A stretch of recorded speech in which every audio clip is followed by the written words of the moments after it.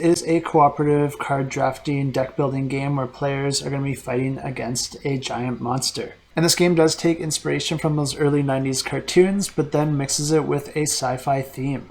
But one thing to note here is that this game is actually iterating on the system that's used for Aeon's End, so if you're familiar with that game, this one's going to be very similar to it, but there are a few different changes that are going to help with setup of the game and streamline a few things so that the game plays a little bit faster. And even though on BGG it says that this is re-implementing that game, I don't think this is actually replacing Aeon's End. I think there's still going to be more added to that series. But if you do like that system, but you're not a huge fan of the grimier artwork, this is going to be a really great option since it's adding a lot of color to a well-known system. In this game, players are going to be superheroes working together to fight back against some intergalactic threats.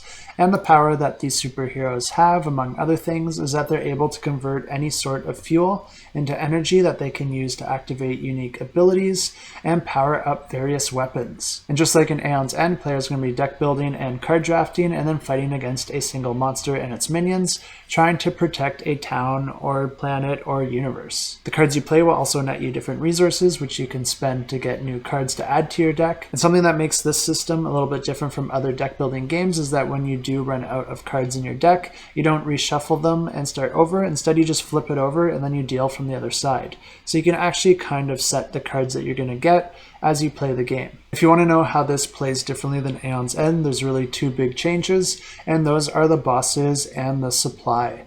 The way that the bosses work in this one is that they're going to have decks that are unique to them with no shared cards across the different bosses. So they're all going to be completely unique. The different decks will be of varying sizes, making different difficulties and making the bosses feel very different from each other, because when their deck does run out, it gets leveled up, and when you reshuffle it, you're going to put a level token onto that deck, which makes that boss even stronger. And that's just the biggest change with how the bosses work, but then that is also going to be incorporated in some of the different aspects of how you interact with those bosses. So there's actually going to be a few different mechanisms that are branching off of that. Then the second change is to the supply, and the change here is that there's going to be 6 supply decks, which are going to be divided by their cost and the type of card. And this is going to guarantee that you're going to have access to both some more powerful and expensive cards and some lesser, more affordable ones. But other than that, this is going to be very similar to Aeon's End, so if you are interested in this one, I definitely recommend checking out some playthroughs or reviews on Aeon's End, or even trying to get your hands on it and try it out for yourself during the campaign, because then you'll have the best idea if this is a game that you'll enjoy.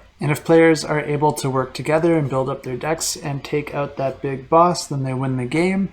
Otherwise, they are losers.